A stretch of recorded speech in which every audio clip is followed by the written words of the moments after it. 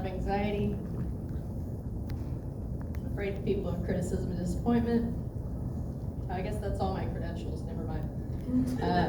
I'm 29, it's been a long life of being afraid of people. When I was younger, I wouldn't talk to anyone. I was convinced, and I'm an only child, so I'm not sure like who put this fear in me, but I was convinced that if I said something wrong to someone, they would throw me in jail. Yeah. I don't like that you all understand that. That's like, because that was something that like I tell people and they're like, that's really weird. And I'm like, I don't know. So that you all understand, it's really interesting, just from a psychological perspective. Okay, so the reason for this panel, and honestly this panel, until last night, this was like the highlight of the panel and kind of the only thing that I had for it. So I went to church with a bunch of like assorted people, story time, in college, and there was this one little girl named Denley, and she was absolutely the cutest little bundle of flesh I've ever seen. I don't like babies, I don't. This child was absolutely my star. And she was very personable, very charismatic, very likable, just excited to be alive.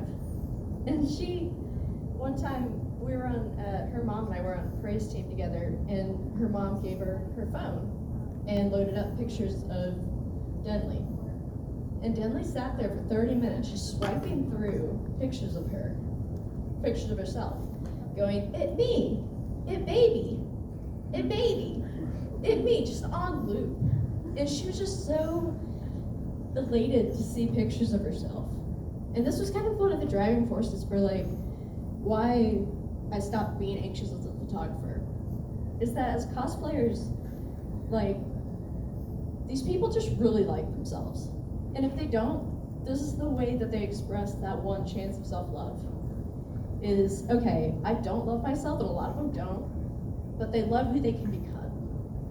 And that's the importance here, is noting that little 2-year-old Denley sitting there going, it me, just really loving looking at herself. Like, okay, she was 3. So these people are just like, they just want to see themselves being cool. So I'm gonna give an example. I was planning on using someone that was outside waiting, but then I realized like cosplay photographers aren't always cosplayers. And so I was like, wow, there's no one out there that's just like fully decked out for the day. Okay. So I've got my old college roommate. She's our example for today. So I'm gonna show 2 pictures. So if you'll look at this first one. Okay. Looks okay. Photographers in the room are like, wow, that's not great. It was in that corner and I was tired. This is another picture. So, which one would you prefer? The right. The right?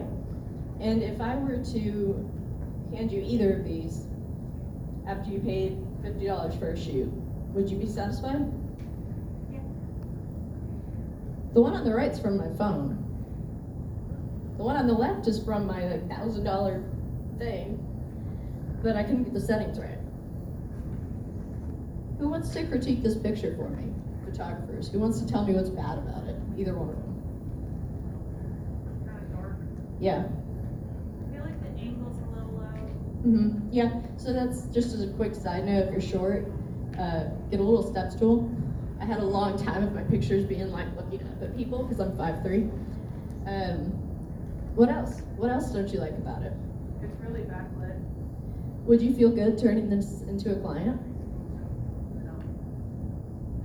But then the client's perfectly satisfied because she's just really proud of her cosplay. Like, she's been working really hard on this for a very long time, and she's excited that she looks cool in a picture. It is a bad picture. I hate it. Uploading it, I was like, oh my god. Like, these people have never met me, and now here I am, I'm like, look at my skill, it's trash.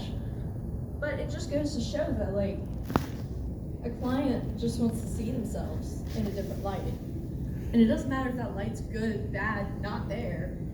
They're just really excited that they are looking like this different character.